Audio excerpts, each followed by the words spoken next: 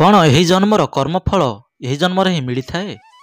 जदि हाँ, तेबे पूर्वजन्मर कर्मफलर कौन होइथाए? आउ पूर्वजन्मर कर्मफल केबे आउ केमिति मिली थाए? कर्मफल मनुष्य जीवन में बीतीथिबा क्रियागुड़िक अनुसार होइथाए।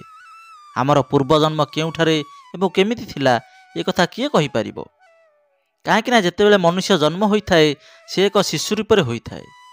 आउ से जेतेबेले बड़ हो जाए संसारर मायाजाल रे फसी जाइथाए। मनुष्यर कर्मर फल तार जीवनर आधार अनुसार होइथाए। तेबे एठारे प्रश्न उठे जे ए पुनर्जन्म कौन अटे? आ कौन आमर कर्म आमर जन्म ठार मृत्यु पर्यंत आमको अनुसरण करिथाए? श्रीमद् भागवत गीतारे भगवान श्रीकृष्ण अर्जुन को एक कथा बुझाइथिले जे प्राणी को तार कर्मर फल अवश्य मिली थाए। आपण प्रायतः देखुथिबे जे माने भल कर्म करुछंती से माने ही अधिक हैरान होइथांती। आउ जे माने खराब कर्म करुथिबे से माने अति खुशी रही थांती। तेबे भल कर्म करुथिबा लोक मानकु एते परीक्षा काहेकि देबाकु पड़ी थाए? जदि यही प्रश्न मध्य आपणक मनरे उठिछि तेबे यार उत्तर आपणकु निश्चय मिल जिवो। आउ यार उत्तर श्रीमद् भगवत गीतारे अछि, जार उत्तर श्रीकृष्ण अर्जुन को देइथिले। भगवत गीतार वर्णित कथा अनुसार जेबे भी अर्जुन को मनरे कौनसी दुविधा उठुथिला से संगे संगे जाई श्रीकृष्ण पाखरे पहुंची जाउथिले। गोटे दिनर कथा, अर्जुन श्रीकृष्ण पाखक आसी कहले जे से बड़ दुविधारे पड़ जाइछंती। आउ यार जवाब से श्रीकृष्ण ठारू चाहुछंती। श्रीकृष्ण अर्जुन को पचारिले, कौन पचारिया चाहूच पचारि पार? अर्जुन पचारिले, केशव मु यह जानिबाकु चाहूँची जे भल लोकन सहित सर्वदा खराब काहे होई थाए? आ कौन पुनर्जन्म रे मध्य पूर्वजन्मर फल मिली थाए?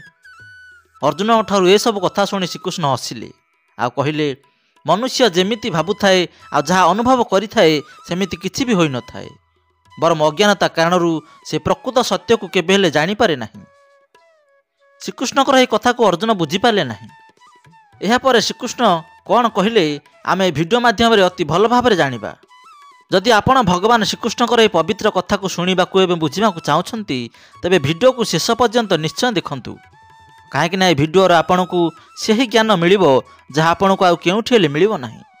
भगवान श्रीकृष्ण अर्जुन कहउछंती, हे पार्थ मु तुमको एक कथा सुनाउची जहाँ को शुणी तुमे भल भाव रे बुझी जिवो जे प्रत्येक प्राणी को तार कर्म हिसाब रे ही फल मिली थाए। प्रकृति समस्त को ताकर रास्ता बाछिया पई सुजोग देई थाए, किंतु यह मनुष्यर इच्छा पर निर्भर करि थाए जे से धर्मर रास्ता बाछिबो ना अधर्मर। गोटे नगर रे भोला नामक गोटे युवक थिला। से नगर गोटे छोट गली रे बास करुथिला। आ सेठारे गोटे औषध दुकान मध्य देइथिला। सबु रोगर औषध विषय रे मध्य ताको अति भल भाव रे ज्ञान थिला। आ संपूर्ण दुकान को से एका ही संभाळुथिला। सेतिपाई ता दुकान रे केउ औषध केउ स्थान रखिछि ताको अति भल भाव रे जणा थिला। ग्राहक मानकु उचित औषध उचित दाम रे मध्य देउथिला। किंतु ए सबु पर मध्य भोला जणे नास्तिक थिला। भगवान को ऊपर तार टिके हेले विश्वास नथिला। से सारा दिन दुकान रे काम करुथिला एवं संध्या समय रे परिवार तथा सांग मानक सहित समय बिताउथिला। ताश खेलिबारे तार बड़ शौक थिला। जेतेबेले फांका समय मिलुथिला से सांग मानक सहित ताश खेलरे बसी पड़ुथिला। गोटे दिन से दुकान रे थिबा समय रे तार किछि सांग आसिले। से समय रे जोर रे वर्षा हेबाकू लागिला। धीरे धीरे राति हेबाकू मध्य लागिला, किंतु वर्षा केबे हेले कमिला नाही। जोर रे वर्षा हेबा कारणरू बिजुली मध्य चली जाइथिला। तेणु खाली रे बसी कौन करिबा? तेणु से माने बाध्य होई मोहम्मती लगाई ताश खेलिबाकू लागिले। समस्ते ताश खेल रे व्यस्त थिबा बेले गोटे छोट बालक दौड़ी दौड़ी आसी से भोलार दुकान रे पहुँचिला। से वर्षा रे एकदम भिजी जाइथिला। संगे संगे ता पकेटर गोटे औषधर कागज बाहर कला आ भोला को देई औषध मागिला। भोला ताश खेल रे मग्न थिला। तेणु से प्रथमे से बालकर कथा को शुणी पारला नाही। पुणी से बालकटी जोरे डाकिला एवं कहिला, बाबू मो माँ बहुत असुस्थ अछि। सबु औषध दुकान बंद हो गलानी, केवल आपणक दुकान ही खोला अछि। आपण जदि शीघ्र औषध दे दियंते तेबे मो माँ ठीक हो जाता। बालकर कथा शुणी भोला कुंठाबोध हो उठिला। आ से कागज को देखिला। आउ से अंधार भितरु अंदाजरे गोटे औषध शीशी बाहर करी से छोट बालकटी को देदेला। तापरे बालकटी भोला को पैसा देई औषध धरी दौड़ी सेठारु चलीगला। सांगे सांगे वर्षा मध्य कमिगला। तेणु भोलार सांग माने चलीगले। आ भोला मध्य दुकान बंद करने को बाहरिला। ସେହି ସମୟରେ ତାର ଧ୍ୟାନ ପଡ଼ିଲା ଯେ ବିଜୁଳି ନଥିବା କାରଣରୁ ସେ ଭୁଲରେ ଏକ ମୂଷାମରା ଔଷଧ ଦେଇଦେଇଛି। ଭୋଳାର ହାତ ଗୋଡ଼ ଫୁଲିଗଲା, ତାର ଛାତି ଥରିବାରେ ଲାଗିଲା। ତାର 10 ବର୍ଷର ସଚ୍ଚୋଟ ପରିଶ୍ରମରେ ଯେମିତି ଗ୍ରହଣ ଲାଗିଗଲା। ସେହି ବାଳକ ବିଷୟରେ ଭାବି ଭାବି ସେ ବ୍ୟତିବ୍ୟସ୍ତ ହୋଇଗଲା। ସେ ଭାବିଲା, ଯଦି ଏହି ବାଳକ ତାର ମାଆକୁ ସେହି ମୂଷାମରା ଔଷଧ ଦେଇଦିଏ ତେବେ ତାର ମାଆ ତ ନିଶ୍ଚୟ ମରିଯିବ। ବାଳକଟି ମଧ୍ୟ ଛୋଟ ହୋଇଥିବାରୁ ସେ ଔଷଧକୁ ପଡ଼ି ମଧ୍ୟ ପାରିବନି। ଏହା କହି ସେ ତାର କରିଥିବା ଭୁଲକୁ ନିନ୍ଦା କରିବାକୁ ଲାଗିଲା, ଆଉ ତାସ ଖେଳିବାର ଅଭ୍ୟାସକୁ ମଧ୍ୟ ଛାଡ଼ିବା ପାଇଁ ଶପଥ ନେଲା। କିନ୍ତୁ ଏ କଥା ତ ପରେ ଦେଖାଯିବ। କିନ୍ତୁ ବର୍ତ୍ତମାନ କ'ଣ କରାଯିବ? ସେହି ବାଳକର ନାମ ଠିକଣା ମଧ୍ୟ ସେ ଜାଣିନି। ସେ ଅସୁସ୍ଥ ମାଆକୁ ଏବେ କେମିତି ବଞ୍ଚାଇ ହେବ? ସେହି ବାଳକର ଆଖିରେ କେତେ ବିଶ୍ୱାସ ଥିଲା। କିନ୍ତୁ ଭୋଳା ଏବେ କ'ଣ କରିବ କିଛି ବୁଝିପାରୁନଥିଲା। ସେ ଆଉ ଦୋକାନ ବନ୍ଦ କରି ଘରକୁ ଯିବା ପାଇଁ ଚାହିଁଲା ନାହିଁ। ସେ ବଡ଼ ଦୁବିଧାରେ ପଡ଼ିଯାଇଥିଲା। ଏହି ସମୟରେ ପ୍ରଥମ ଥର ପାଇଁ ତାର ନଜର ପଡ଼ିଲା ତାର ଦୋକାନ କୋଣରେ ଲାଗିଥିବା ଶ୍ରୀକୃଷ୍ଣଙ୍କର ଫଟୋ ଉପରେ, ଯାହା ତାର ପିତା ଦୋକାନର ଉଦ୍ଘାଟନ ସମୟରେ ଲଗାଇଥିଲେ। ସେତେବେଳେ ତାର ପିତା କହିଥିଲେ ଯେ ଭଗବାନଙ୍କ ଭକ୍ତିରେ ବହୁତ ଶକ୍ତି ଥାଏ। ସେ ପ୍ରତ୍ୟେକ ସ୍ଥାନରେ ଅଛନ୍ତି, ଆଉ ଆମକୁ ସର୍ବଦା ଭଲ କର୍ମ କରିବା ପାଇଁ ଭଗବାନ ପ୍ରେରଣା ଦେଇଥାନ୍ତି। ଏହିପରି ଭାବରେ ତାର ପିତାଙ୍କର ସବୁ କଥା ଗୋଟି ଗୋଟି କରି ମନେ ପଡ଼ିଗଲା। ସେ ଆଜି ସେହି ଅଦ୍ଭୁତ ଶକ୍ତିକୁ ଆପଣାଇବାକୁ ଚାହିଁଲା। ସେ ତାର ପିତାଙ୍କୁ ବହୁତ ଥର ଏ ଭଗବାନଙ୍କର ଫଟୋ ତଳେ ହାତ ଯୋଡ଼ି ପ୍ରାର୍ଥନା କରୁଥିବାର ଏବଂ ଆଖି ବନ୍ଦ କରି ପୂଜା କରୁଥିବାର ଦେଖିଥିଲା। ତେଣୁ ଭୋଳା ମଧ୍ୟ ଆଜି ପ୍ରଥମ ଥର ସେହି ଧୂଳିଧୂସର ହୋଇଯାଇଥିବା ଶ୍ରୀକୃଷ୍ଣଙ୍କର ଫଟୋକୁ ଦେଖିଲା ଏବଂ ଆଖି ବନ୍ଦ କରି 2 ହାତ ଯୋଡ଼ି ସେଠାରେ ବସି ପଡ଼ିଲା। କିଛି ସମୟ ପରେ ସେହି ଛୋଟ ବାଳକ ପୁଣି ସେହି ଦୋକାନକୁ ଆସିଲା। ଭୋଳା ସେହି ବାଳକକୁ ଦେଖି ତା ଦେହରୁ ଗମ ଗମ ଝାଳ ବୋହିବାରେ ଲାଗିଲା। ଝାଳ ପୋଛି କହିଲା, ପୁଅ କ'ଣ ହେଲା? ପୁଣି କ'ଣ ଦରକାର? ବାଳକଟି କାନ୍ଦି କାନ୍ଦି କହିଲା, ବାବୁ, ମୋ ମାଆକୁ ଶୀଘ୍ର ଔଷଧ ଦେବା ପାଇଁ ସେ ଔଷଧ ଶିଶୁକୁ ଧରି ମୁଁ ଦୌଡ଼ି ଦୌଡ଼ି ଯାଉଥିଲି। ଘରର ପାଖାପାଖି ମଧ୍ୟ ହୋଇଯାଇଥିଲି, କିନ୍ତୁ ବର୍ଷା ପାଣିରେ ଗୋଡ଼ ଖସିଗଲା ଆଉ ମୁଁ ସେଠାରେ ପଡ଼ିଗଲି। ହାତରେ ଧରିଥିବା ଔଷଧ ଶିଶି ତଳେ ପଡ଼ିଗଲା। କ'ଣ ଆପଣ ମୋତେ ସେହି ଔଷଧ ପୁଣି ଥରେ ଦେଇପାରିବେ? ଭୋଳା କହିଲା, ହଁ, କାହିଁକି ନୁହେଁ, ଏଇ ନିଅ ଆଉ ଗୋଟିଏ ଔଷଧ। ଏତିକି କହି ଭୋଳା ଶାନ୍ତ ଭାବରେ ନିଶ୍ୱାସ ନେଲା। କିନ୍ତୁ ସେ ବାଳକଟି ଔଷଧ ଶିଶୁକୁ ଧରି କହିଲା, କିନ୍ତୁ ବାବୁ, ମୋ ପାଖରେ ତ ପଇସା ନାହିଁ। ଭୋଳା କହିଲା, ଠିକ୍ ଅଛି ପୁଅ, କିଛି କଥା ନାହିଁ, ତୁମେ ଔଷଧ ନେଇଯାଅ ଆଉ ତୁମ ମାଆକୁ ଦେଇ ଜଲ୍ଦି ତାଙ୍କୁ ବଞ୍ଚାଇ ଦିଅ। ଯାଅ, ଜଲ୍ଦି କର। ଆଉ ହଁ, ଏଥର ଟିକେ ସମ୍ଭାଳିକି ଯିବ। ଏହାପରେ ବାଳକଟି ସେ ଔଷଧ ଶିଶୁକୁ ଧରି ହସି ହସି ସେଠାରୁ ଚାଲିଗଲା। ଏହାପରେ ଭୋଳା ଦେହରେ ଟିକେ ପ୍ରାଣ ପଶିଲା। ଭଗବାନଙ୍କୁ ଧନ୍ୟବାଦ ଦେଇ ନିଜର ହାତରେ ସେହି ଧୂଳିଧୂସର ଫଟୋକୁ ଧରି ନିଜ ଧୋତିରେ ପୋଛିବାକୁ ଲାଗିଲା ଆଉ ଫଟୋକୁ ତାର ଛାତିରେ ଲଗାଇଲା। ଆଉ ତାର ବିଶ୍ୱାସ ହୋଇଗଲା ଯେ ଯଦି ଭକ୍ତ ତାର ଭଗବାନଙ୍କୁ ସଚ୍ଚା ମନରେ ଡାକିଥାଏ ତେବେ ଭଗବାନ ତାର ରକ୍ଷା ନିଶ୍ଚୟ କରିଥାନ୍ତି ଆଉ ଭଗବାନ ତାର ସବୁ ସଙ୍କଟକୁ ହରଣ କରିଥାନ୍ତି। ଦର୍ଶକ ବନ୍ଧୁ, ଯେତେବେଳେ ଆମକୁ ପରଜନ୍ମ ବିଷୟରେ କୌଣସି ଜ୍ଞାତ ରହିବ ନାହିଁ ତେବେ ଆମେ କାହିଁକି କେବଳ ଭଲ କର୍ମ କରିବା? କେମିତି ଜାଣିବା ଯେ କେଉଁ କର୍ମ ଆମର ପୂର୍ବ ଜନ୍ମର ପରିଣାମ ଅଟେ କିମ୍ବା ଏହି ଜନ୍ମର? କେଉଁ କର୍ମର ପ୍ରଭାବରୁ କିନ୍ନରଙ୍କର ଜନ୍ମ ହୋଇଥାଏ? କ'ଣ ସତରେ ପୂର୍ବଜନ୍ମର କର୍ମର ଫଳ ଏହି ଜନ୍ମରେ ଭୋଗିବାକୁ ପଡ଼ିଥାଏ? ଯଦି ଏମିତି ହୋଇଥାଏ ତେବେ ପୂର୍ବଜନ୍ମର କେଉଁ କର୍ମର ସଜା ଏହି ଜନ୍ମରେ ବେରୋଜଗାରୀ ଏବଂ ବିବାହର ବାଧା ରୂପରେ ଅଛି? ପୂର୍ବପୁରୁଷଙ୍କ ଯଦି କୌଣସି ଅସନତି ଧନ ସମ୍ପଦ ମିଳିଯାଇଥାଏ ତେବେ ପତ୍ନୀ କହିଥାନ୍ତି ଯେ କିଛି ଦାନ ପୁଣ୍ୟ କରିଦିଅ, କିନ୍ତୁ ସେସବୁ ତ କଲେ ନାହିଁ ଆଉ ଧୀରେ ଧୀରେ ଧନ ମଧ୍ୟ ସରିବାକୁ ଲାଗିଲା। ସେଥିପାଇଁ ଆଉ କୌଣସି ଦାନ କିମ୍ବା କୌଣସି ପୁଣ୍ୟ କାମ କରିବା ପାଇଁ ଆଉ ଧନ ମଧ୍ୟ ନାହିଁ। ଆରାମ କରି କରି ତ ସାରା ଜୀବନ ବିତାଇଲ, ଯେଉଁଥିରେ ପତ୍ନୀର ବହୁତ ଅପମାନ ହେଲା। ତେବେ ଏହି କଥାର ତୁରନ୍ତ ପରେ ପୁଣି ଏହି ଜନ୍ମ ହେଲା।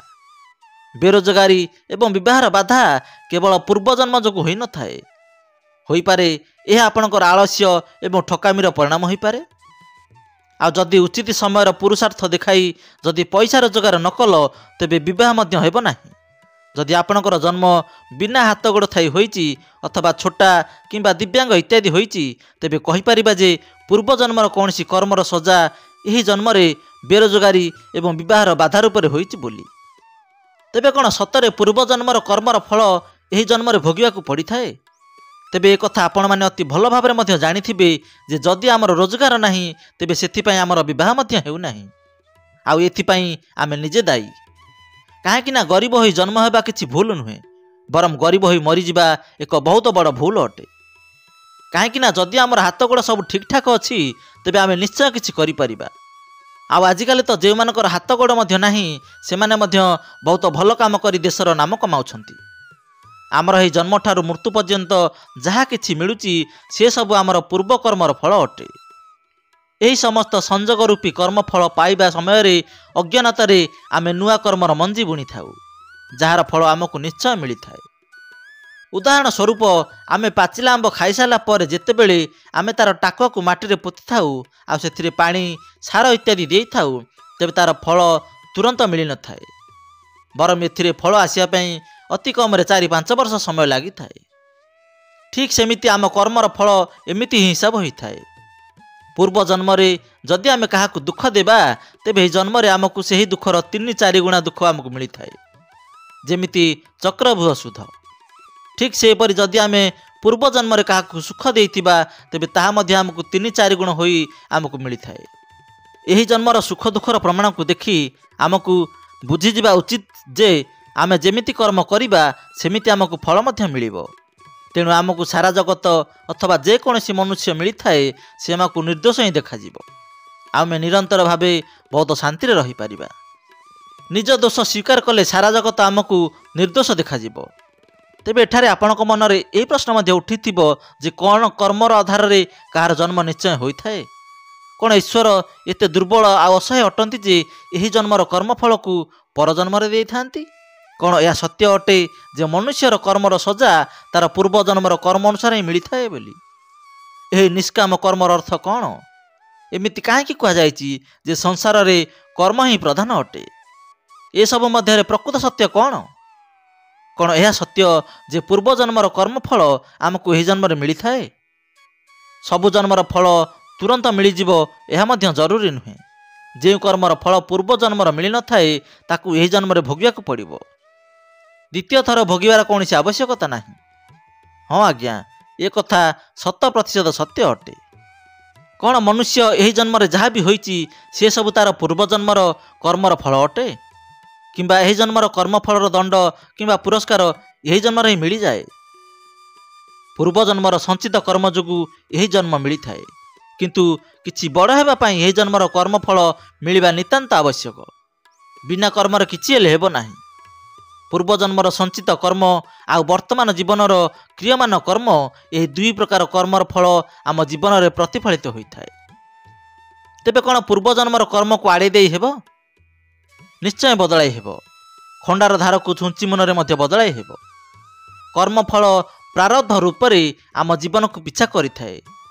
ଯେମିତି ଭୋକରେ ଥିବା ବାଛୁରୀକୁ ଭୋକ ଲାଗିଲେ କ୍ଷୀର ପିଇବା ପାଇଁ ତାର ମାଆକୁ ନିଶ୍ଚୟ ଖୋଜିଥାଏ, କିନ୍ତୁ ଯେତେବେଳେ ଆମେ ସଦ୍ଗୁରୁଙ୍କ ଶରଣରେ ଆସିଥାଉ କିମ୍ବା ଆମ ଜୀବନ ଇଷ୍ଟଭକ୍ତି କିମ୍ବା ମାନବ ସେବାରେ ଲଗାଇଥାଉ, ସେତେବେଳେ ପ୍ରାରବ୍ଧ ବଡ଼ ପଥର ହୋଇ ଆମକୁ ଯେଉଁ ଚୋଟ ଦେବାର ଥିଲା, ଯାହାକୁ ଆମେ ସହିପାରିନଥାନ୍ତେ, ସେହି ପଥର ଛୋଟ ଛୋଟ ଗୋଡ଼ିରେ ପରିଣତ ହୋଇ ଆମ ଉପରେ ପଡ଼ିଥାଏ, ଯାହାକୁ ଆମେ ଅତି ସହଜରେ ସହନ କରି ପ୍ରାରବ୍ଧକୁ ସମାପ୍ତ କରିଥାଉ। ସେଥିପାଇଁ ପ୍ରାରବ୍ଧକୁ ଟାଳିବା ପାଇଁ ବହୁତ ଗୁଣା ଧର୍ମ, ଭଲ କର୍ମ, ସଦ୍ଗୁରୁ ଶରଣ ଆଉ ଇଷ୍ଟଭକ୍ତିର ମାର୍ଗ ନେବାକୁ ପଡ଼ିଥାଏ। ତେବେ କ'ଣ ପୂର୍ବଜନ୍ମର ଏହି କର୍ମକୁ ଟାଳି ହେବ?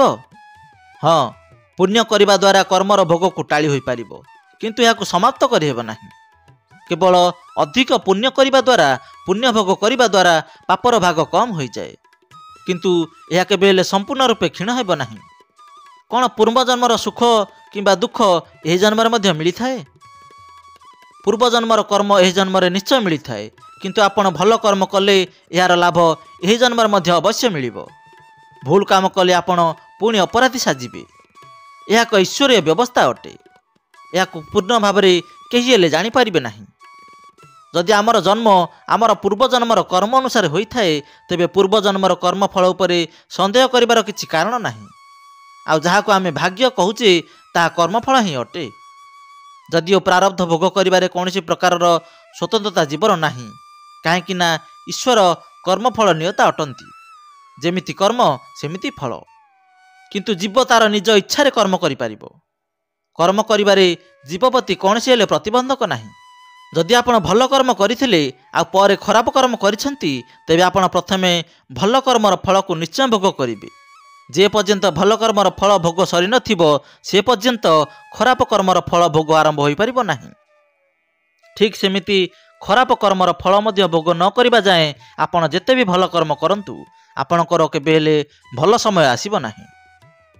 जदि कौनसी कारणरू से जन्मरे ସେହି कर्मर फल भोग होई न पारिला तेबे तार फल तार परजन्मर अवश्य मिलिबो। भीष्म पितामह महा तीर सज्जारे पड़ी पड़ी ताकर प्राण त्याग कले।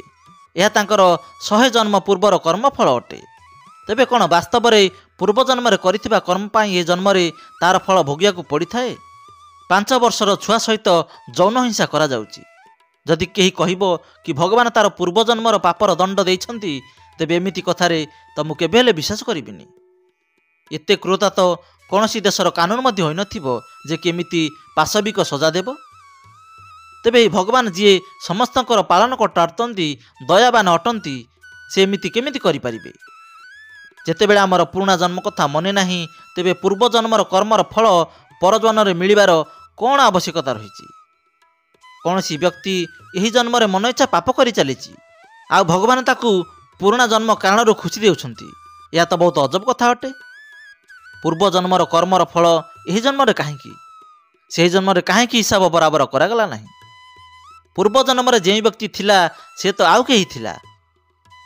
गीतारे कुहा जायछि जे आत्मा पुराणा वस्त्र छाड़ी नुआ वस्त्र धारण करिथाए। सेथिपाई यही नुआ जन्मरे नुआ वस्त्र रूपी शरीर धारण करिथिया व्यक्ति मध्य आउ किए अटे।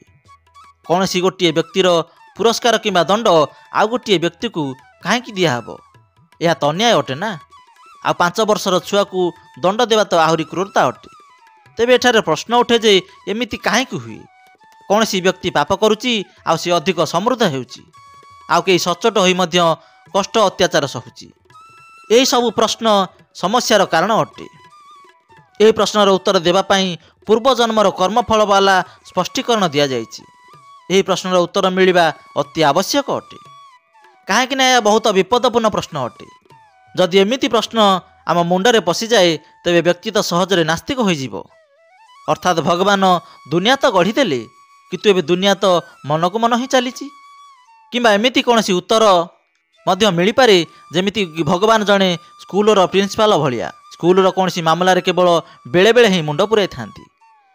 से केबे यह मानिब नाही जे सबकिछि भगवान करुछंती बोली आ जहा हेउची ता भल पाई हेउची बोली। कौनसी व्यक्ति हिंदू किंबा मुसलमान हेबाकु नहीं गर्व करिब नाही। काहेकि ना से जेतेबेले एथिपाई किछि करि नाही तेबे केउ कथा को नहीं गर्व करिब। सेथिपाई कुहा जाय जे ए सब पूर्व कर्मर फल अटे।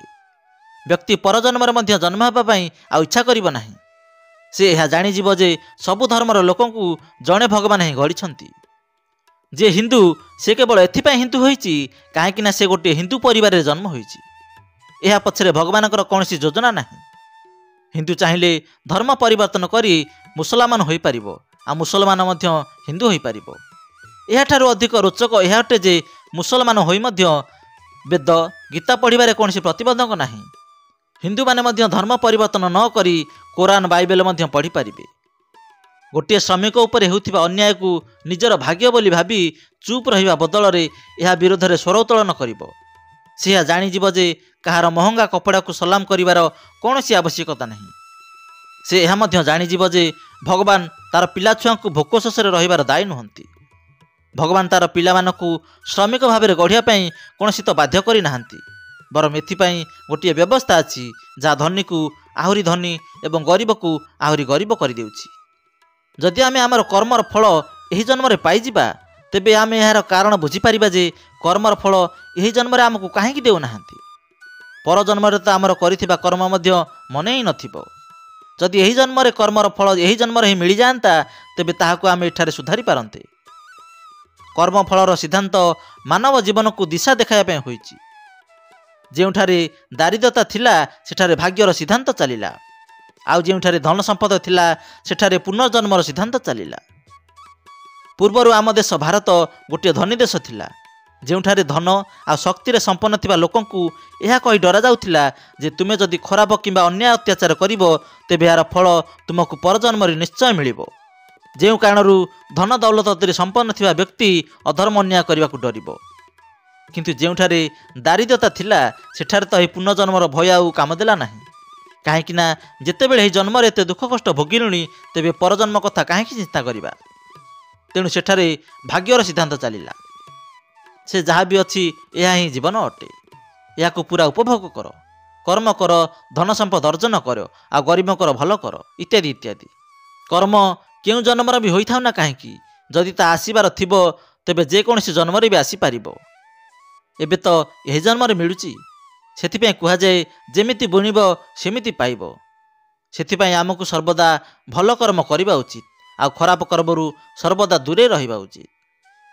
ଦର୍ଶକ ବନ୍ଧୁ, କେମିତି ଲାଗିଲା ଆଜିର ଏହି ଭିଡ଼ିଓ? ଆପଣଙ୍କର ମତାମତ କମେଣ୍ଟ ମାଧ୍ୟମରେ ନିଶ୍ଚୟ ଜଣାଇବେ। ଭିଡ଼ିଓ ଭଲ ଲାଗିଥିଲେ ଲାଇକ୍ କରିବେ ଏବଂ ଚିନ୍ତନ ଟିଭିକୁ ପ୍ରଥମ ଥର ଦେଖୁଥିଲେ ସବସ୍କ୍ରାଇବ୍ କରିବାକୁ ଜମାରୁ ଭୁଲିବେନି। ପୁଣି ଦେଖାହେବ ଆଉ ଏକ ସୁନ୍ଦର ଜ୍ଞାନବର୍ଦ୍ଧକ ଭିଡ଼ିଓ ମାଧ୍ୟମରେ। ସେ ପର୍ଯ୍ୟନ୍ତ ଦେଖୁଥାନ୍ତୁ ଚିନ୍ତନ ଟିଭି। ଧନ୍ୟବାଦ।